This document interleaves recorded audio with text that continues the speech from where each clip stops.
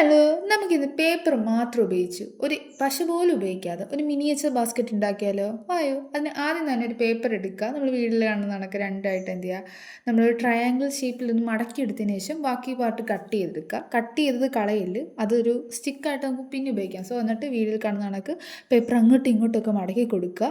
അതിനുശേഷം വീഡിയോയിൽ കാണുന്ന കണക്ക് എന്ത് ചെയ്യുക, ജസ്റ്റ് അതൊന്ന് നോക്കി ചെയ്യുക. എനിക്ക് ഇതൊക്കെ അത് പറഞ്ഞ് എനിക്ക് ആക്ച്വലി എല്ലാവർക്കും മനസ്സിലാവുമോ എന്നറിയത്തില്ല.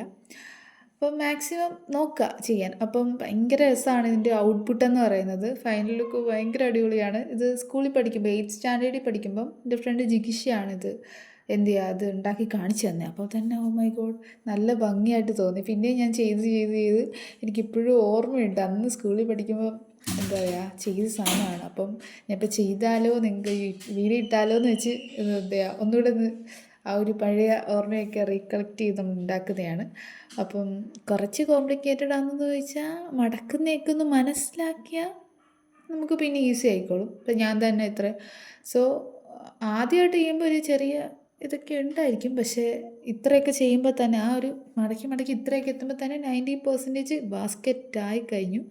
ഇനി അതൊന്ന് നിവർത്തിയും കൂടി കൊടുക്കുക മടക്കി കഴിഞ്ഞ്. സോ ഇനി വേണമെങ്കിൽ ആ ഒരു പേപ്പർ മടക്കി കൊടുക്കാം. പിന്നെ ആ ട്രയാങ്കിൾ ഷേപ്പിലിരിക്കുന്ന ആ ഒരു അതില്ലേ അതൊന്ന് റൗണ്ട് ഷേപ്പ് പോലെ ഇങ്ങനെ ആക്കി കൊടുക്കാം. അപ്പോൾ ഇത്രയേ ഉള്ളൂ. ഒരു 4 പെയിൻറ്റ് ബോട്ടിലൊക്കെ വെക്കാനുള്ള സ്പേസ് ഉണ്ട്. സ്ട്രോങ് ആണെന്ന് ചോദിച്ചാൽ കുഴപ്പമില്ല. അപ്പോൾ അത്രയേ ഉള്ളൂ. ഇഷ്ടപ്പെട്ടാൽ ലൈക്ക് ചെയ്യുക. അടുത്ത വീഡിയോ കാണാം. ബൈ.